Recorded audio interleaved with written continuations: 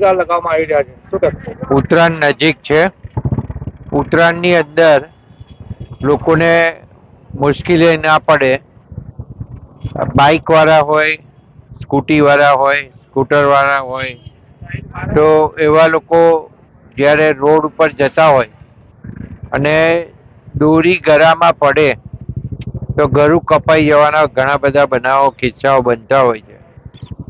અને આજે ખાસ કરીને અહીંયા ઉત્તરસંડા રોડ ઉપર આવેલી રિંગ રોડ પરની ચોકડી ઉપર નીતિ એજ ધર્મગુરુ સંસ્થા દ્વારા ભાઈ શ્રી રણછોડ અને બીજા સૌ આગેવાનો કે જેઓએ સાથે રહી અને એક કામગીરી શરૂ કરી છે. અને બાઇકની ઉપર ગાર્ડ લગાવી આપવાની કામગીરી અહીંયા દેખાઈ રહી છે.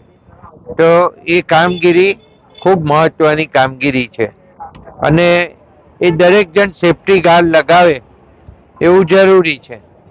અને એના માટે ઘણી બધી સંસ્થાઓ કામ કરતી હશે. તો અહીંયા પણ આજે આ સંસ્થા દ્વારા ખૂબ સુંદર કાર્ય થઈ રહ્યું છે. મારી સૌ નડિયાદવાસીઓને વિનંતી છે કે તમે લોકો ચાઇનીઝ દોરીનો કોઈ પણ વ્યક્તિ ઉપયોગ ના કરે. જે છોકરાઓના મા બાપો છે, ખાસ કરીને એ લોકોને કહું છું કે તમે તમારા છોકરો જો ચાઇનીઝ દોરી લેવા જાય અને લઈને આવે, આમ તો પોલીસ દ્વારા કાર્યવાહી કરવામાં આવે જ છે. પોલીસ ચાઇનીઝ દોરી વેચતા લોકોને પકડે જ છે. પણ આપણે પણ સજાગ રહીએ અને આપણો છોકરો પણ ધાબા ઉપરથી ચાઇનીઝ દોરીથી પતંગ ના ચગાવે એનું ધ્યાન રાખીએ. અને આ એક ગુનો છે, એટલે આ ગુનો આપણે ના કરીએ. અને આ કેટલાય લોકોના જાન બચાવવા માટેની જ્યારે વાત થઈ રહી હોય ત્યારે ચાઇનીઝ દોરીનો ઉપયોગ ના કરીએ એ ખૂબ જરૂરી બાબત છે.